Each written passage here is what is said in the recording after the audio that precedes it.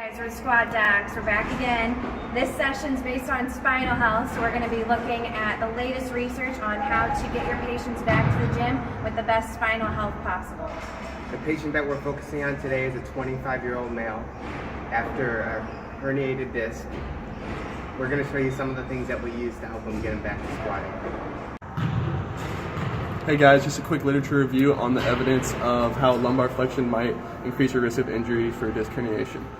So we know that the flexing of the spine can reduce compressive tolerance up to 40%. According to Adams and Hutton, this load combination of high axial compressive and shear forces and ventral flexion increases the risk of a disc herniation. From Stewart McGill and Krypton et al., it would appear that the single cause for measurable shear damage occurs somewhere between 1,800 and 2,800 newtons. According to Stewart McGill, longissimus thoracis and iliocostalis lumborum provide a posterior shear force as long as the spine remains in a relatively neutral posture. If the lumbar spine is flexed, these muscles lose their oblique line of action and their ability to buttress any anterior shear forces of the superior vertebrae. Also, the interspinous ligaments, their forces create an anterior shear force as well with that lumbar flexion. So when transitioning back into squatting, the first thing you want to do is assess their motion of the squat and what they're already doing. So we have our patient here getting ready to perform some back squats. And what you notice here, the first thing is that at the ankle you can see a lack of anterior tibial translation, suggesting maybe a lack of dorsiflexion at the ankle.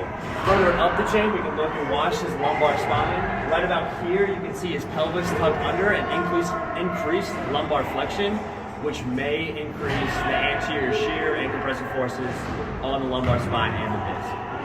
So addressing first the lack of ankle dorsiflexion, here is a self-anterior posterior talar curl mobilization you can include in your patient's home exercise program.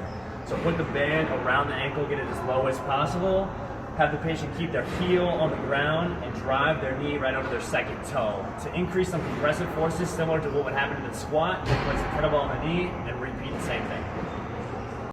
Right now we're going to retest the squat position to see if our intervention helped. At the end you can see that there's still a little butt winking, which leads me to think that it's more of an issue of motor control. Thinking that there's a myoelectrical silence in the back extensors, which could lead to that anterior shear. So the nature of a back squat already involves increased trunk flexion, which increases the moment arm away from the axis of rotation at the lumbar spine. This, and combined with a butt wink, is only going to increase your compression and shear forces.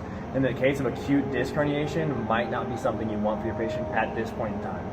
So hopefully this gives you guys some ideas of how to progress an athlete back to prior level of function with a herniated disc injury. Also, we just want to reiterate that we are not proponents of avoiding lumbar flexion, just in the case of this injury and in the case of high axial loads. Be sure to tag a friend with a butt wink so they can see this video too. Thanks for watching.